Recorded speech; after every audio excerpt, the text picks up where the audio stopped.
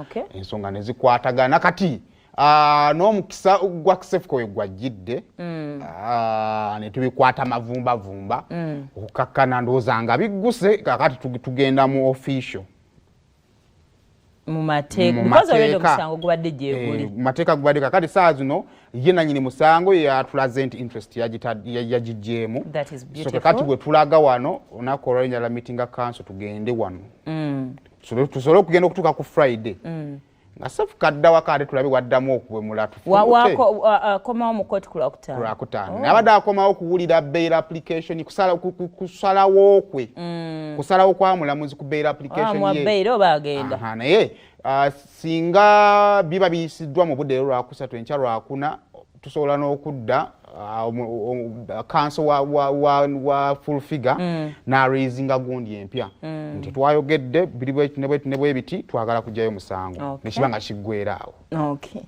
that would be very beautiful. Mwebale kirwanirirako and kasubire tetugenda kuddamu ebyate nange ekyokuyiga kati weekiri kati bantu bakulu bategedde lero bani no observation je nalabe community ye yeetaaga okugaidinga mu nnyo bajja basa lwansonga muba muli awo munyuka tunyumya wano ogala omwana akutta akasimu ali mu streaminga ku TikTok twajjiddwa likes bannaye mumulowooza ffe twaliwo tutyanga likes bana society y'abaana abonzi bunyonyonyo buli kaseera bo babeera ku stream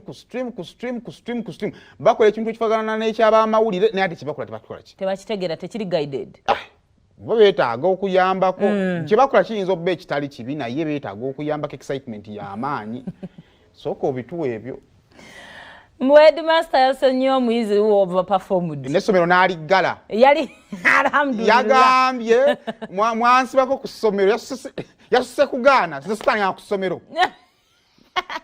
yagenza okulaba bamulumiriza essomero okubanga banenaga kale nanyi essomero ndiggadde ate ne yeetonda ne bakadaama kati buli omu ansonyiwe essomero ndiggadde abadde baagala okutandika okusoma temujja. Ate no you people nga muvudde nno kati kino kyenera full figure kyakola n'avaayo n'asiba omuntu tuyinza okukirabanga ekibi ennyo naye ate kyali wake up call to everyone because omuntu omulala tuwulidde cases omwana simanyi abaamukuba oli producer gwe baakuba bannanga abantu bakukuba omuntu n'ogenda n'ofunirawo obuzibu ate era nga neyakuba ne batamukwata era bale full figure yakyogeddeko n'agamba nti mukyali mukulu nnyo okusiba omwana ono naye nina obusobozi obusobola omuwa balipanda ne bamukuba. Thank you. And no one will look for you, and that will be that. No saga. So, nga tunatuna ku side enkyamu. Ali n'ekyokwirezi kye nabagamba no kyali kinyiza gino nina amaana akitegeera. Nti mukama mulungi, full figure yalina mu authority okusiba abantu lwaki. Nti naye aba yekyekingiramu. Katugenza okumaliriza nga naye alina we yekyekingidde. Let's hope society enaatereera. Let's see nti naatunyumira. Uganda ina ebizibu bingi nnyo. Society yalingamu ebintu ebyo. Mwe temulowooza muno generation yemo yinza okujja. Mwe kambaleko ekimu all time bwetukanga kati full figure nno muteeka wano tusabule. You can kujerega. Have you ever met abantu abajerega? Omuntu abajerega n'akaaba n'okukaaba. Naye nga towemudde. Nga towemudde tovumye. Naye n'ojerega bujerezi. Omuntu ayinza okujerega.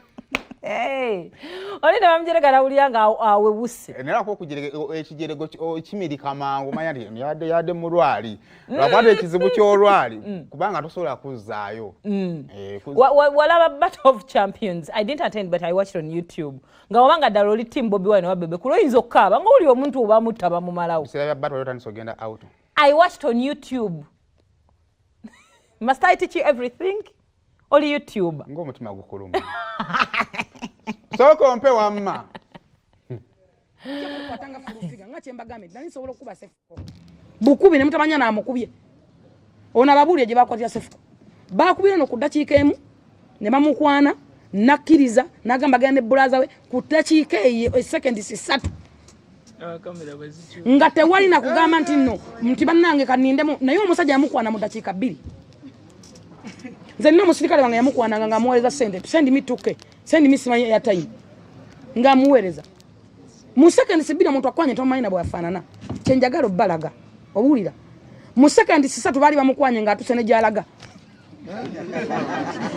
nga agamba njira ne bulaza wange ogenda muwa amafuta reality success and failure based on what lwatwali mu ekibuye Sefuko era nani mutenda nze nani muvaako kibuye sisi basefu kondi njagala kunetondera zisagala bitiibwa nze kitiibwa netono nabidiza katonda gwe mmanyi ne mukama wange mpoze mu 7 sefu ko samusima nti mwagala mu sente sagala sente ze lwaki mba mubonereza naye ndi mukuyamba bulamu bwe kuba ye yafuuka ekizibu eri obulamu bwe nange tusabe abalala bonna abakusomoozebwa bamusonyiwe mu mutima mulungi kwa bayibuli egamba nti mbasonyiwe nga babakola obubi okusonyiwa yempeera ekyasinze by the way nga bwe kiri kino presidential advisor muganda wange yakitandise nsaba buli muntu yenna kino kibe kyakulabirako nti mumusonyiwe kubanga complainant amusonyiye so tojja noweerijja ku fayiro ya full figure mbuno okuba nange njaga mukwate muzze munda